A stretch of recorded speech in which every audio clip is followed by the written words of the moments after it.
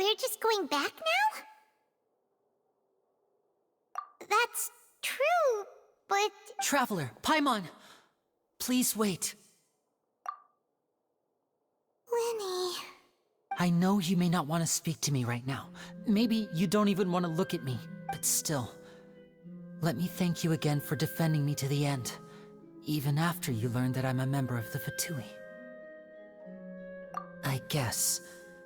But regardless, I'd like the opportunity to set things straight. I didn't approach you with any ulterior motives or ill intent. I've spoken to you as myself, just plain Linny this entire time. As for why I'm a Fatus, it's because the goals of the House of the Hearth align with those of an orphan like me. That's all. That was how Father, who you might know as the Knave, approached recruiting us back then too. The Knave? The one who controls the House of the Hearth? She's your father? That's right. And since we're here, I was wondering, would you mind hearing a story? It's about my past. Back when our parents first died, Lynette and I were left wandering the streets. To survive, I took to surreptitiously observing an older street performer who did magic. It took me several days to figure out how he pulled off his amazing tricks. I took my sister through several streets until we found a crowded corner, and we began to perform magic tricks there. To my surprise, we proved to be pretty popular, and we could at least stop worrying about where our next meal would come from for a time.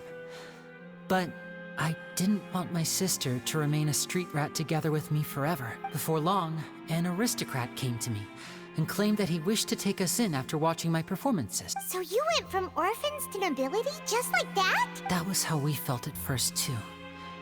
As if fate was on our side and we could say goodbye to those painful days. But I gradually discovered that while we were called foster children, he was really after my talent for magic trick. He would constantly take me to all sorts of banquets to garner attention, which he would then use to expand his social circles. That doesn't seem too bad either.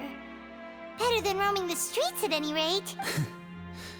It took a while for me to realize just how dark his heart really was. After one particular performance at a banquet, I discovered that Lynette was not on the same return vehicle as me. I waited a long time after we returned home, but she did not come back. I went to that noble's bedroom and asked him about her whereabouts. The answer he gave me was, she caught the eye of the most eminent person at the banquet, so I sent her over as a gift. I mean, you'll be able to perform your magic regardless of who your assistant is, yes? Oh no. So he was gonna... But wouldn't Fontaine's laws deal with such people? As far as outsiders are concerned, this is a relationship akin to adoption or foster care, and they have their ways of escaping the eye of the law. I managed to ferret out the location of the mansion of that so-called eminent person and hurried through the night. But by the time I leaped over the walls, avoided the guards, and made my way in, all I saw was the moonlit ground covered in blood, and the knave standing there in the darkness. So, she'd already taken care of that guy. That's right. She had rescued my sister before she could come to any harm, and had even discovered several girls hidden in a basement, all of them orphans. Father, the knave, might have seen something in me, and so she made me an offer. The House of the Hearth welcomes you, for your interests align with ours. Here, none will ever betray you. Indeed, betrayal shall never be permitted here. I was hesitant to trust her. I had just been betrayed by nobles. But she was also quick to destroy the noble who had taken us in at first, giving us back our freedom. Oh, so that's how the two of you joined the House of the Hearth. She has her own plans. She has gained permission from the Tsaritsa to first use the Gnosis' power once she obtains it. She plans to use it to find a way to break the prophecy and save Fontaine. So, she believes in that prophecy too? That's right. The whole House of the Hearth is currently working to combat that crisis. Today's case has also proven that people from Fontaine can indeed dissolve into some sort of water, thus further supporting the prophecy.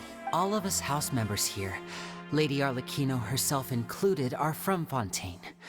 We won't give up on defending our homeland. To us orphans, the only connection we have left to this world, apart from our family, is our homeland. So, From small deeds like distributing magic pockets to huge schemes like stealing a Gnosis, everything is aimed at dealing with that prophecy.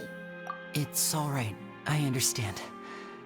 The only thing I can do is relate all this to you. I just hope you can understand that even as a member of the house, I have never stopped making my own decisions, and that I believe what I'm doing is right. If you should need anything at all in the future, feel free to find me. I will do my best to help you as plain Linny.